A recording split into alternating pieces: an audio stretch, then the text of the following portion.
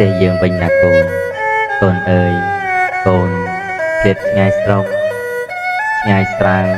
ឆ្ងាយពុកឆ្ងាយម៉ែឆ្ងាយផ្ទះសំបែងកូនទៅនៅ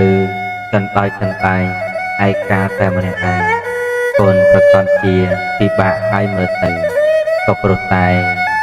ដើម្បីអនាគតមានជីវិតដ៏អត់ដងអត់ដំតើកូនត្រូវតែតស៊ូបើកូនតស៊ូទៅមុខមិនរួចទេនោះចុះកូនត្រឡប់មកផ្ទះយើងវិញណាកូនពុកម៉ែនៅរងចាំទទួលកូនគ្រប់ពេលវេលាកូនហត់ហើយកូនសម្រាកកាសទៅកុំប្រឹងពេកអីត្រូវថែសុខភាពខ្លួនឯងផងណាកូនត្រូវញ៉ាំឲ្យបានគ្រប់គ្រាន់ចូលគេងឲ្យបានទៀងទាត់កុំគិតអីច្រើនពុកម៉ែនៅឯស្រុកមិនអីទេកូនកុំបារម្ភអីមើលថែខ្លួនឯងឲ្យបានល្អទៅបានហើយណាកូនពេលកូនឈឺកូនរកណាំលេបពេលកូនមានបញ្ហាអ្វីក៏ដោយកូនត្រូវរកអ្នកណាមួយឲ្យដោះស្រាយ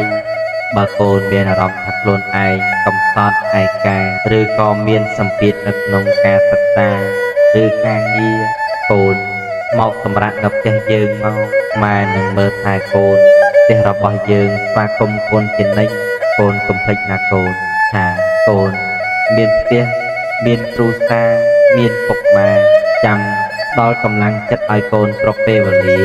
រឹងមាំណាកូនពុកម៉ែបារម្ភពីកូនកន្លែងដែរកូនរស់នៅមិនបានល្អធ្វើឲ្យកូនពិបាករស់នៅមិនសុខស្រួលមនុស្សជុំវិញខ្លួនសុទ្ធតែមនុស្សអាក្រក់ធ្វើបាបកូនមនុស្សដែលកូនស្រឡាញ់បត់ចិត្តកូនឬក៏កន្លែងការងារមានបញ្ហាធ្វើឲ្យកូនកើតរោគស្ត្រេស